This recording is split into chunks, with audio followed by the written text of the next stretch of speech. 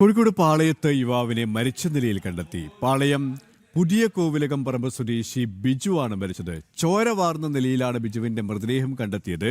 കൊലപാതകമാണെന്ന് police സ്ഥിരീകരിച്ചു.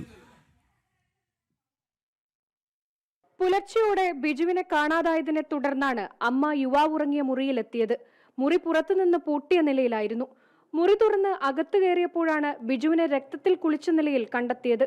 ഉടൻ തന്നെ പോലീസും പ്രദേശവാസികളും സംഭവ സ്ഥലത്തെത്തി.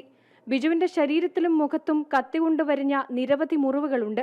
മരണത്തിൽ ലഹരി സംഘത്തിന് പങ്കുണ്ടെന്ന് ബിജുവിന്റെ സഹോദരി പറഞ്ഞു. അവൻ്റെ കയ്യോ കാലോ ഒടിച്ചിട്ട് ഞങ്ങൾക്ക് ഇത്ര സങ്കടമില്ലായിരുന്നു. ഞങ്ങൾക്ക് ഇതൊരാളെ കൊന്നല്ലേ ഇട്ട് കളഞ്ഞത്.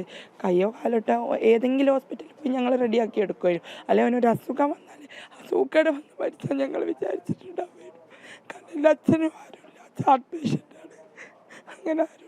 അപ്പം ഞങ്ങൾക്ക് എത്രയും പെട്ടെന്ന് ആളെ കണ്ടുപിടിച്ച് തരണം. എന്തായാലും ഞങ്ങൾ ഏതറ്റം വരെ വേണമെങ്കിലും പോകും. പ്രദേശത്തെ CCTV ദൃശ്യങ്ങൾ കേന്ദ്രീകരിച്ചാണ് അന്വേഷണം പുരോഗമിക്കുന്നത്. പല സംശയങ്ങളുണ്ട്. കുറേ കാര്യങ്ങൾ ഞങ്ങൾ വെരിഫൈ ചെയ്യാൻ പറ്റുന്ന കുറേ പോയിന്റുകളുണ്ട്. അത് വെച്ച് ഞങ്ങൾ അന്വേഷണം മുന്നോട്ട് പോകും. ഒന്നും അല്ല, അതെല്ലാം പരിശോധിക്കുന്നേ ഉള്ളൂ. അന്വേഷണത്തിൻ്റെ കൂടുതൽ കാര്യങ്ങൾ ഈ സമയത്ത് വെളിപ്പെടുത്തുന്നത് ഉചിതമല്ല. പ്രഥമ ദൃഷ്ട്യാ സ്റ്റാബ് ഇഞ്ചുറി ഉണ്ട്. അത് ഏത് ആയുധമാണ്, ഏത് തരത്തിലുള്ളതെന്നുള്ളതൊക്കെ ഒന്നും കൂടെ പോസ്റ്റ്മോർട്ടം മറ്റും കഴിഞ്ഞിട്ട് ശേഷം പറയാൻ പറ്റും. പ്രദേശത്തെക്കുറിച്ച് കൃത്യമായി അറിയാവുന്നവരാകാം കൊലപാതകത്തിന് പിന്നിലെന്നാണ് പോലീസിന്റെ പ്രാഥമിക നിഗമനം. ജനം, കോഴിക്കോട്.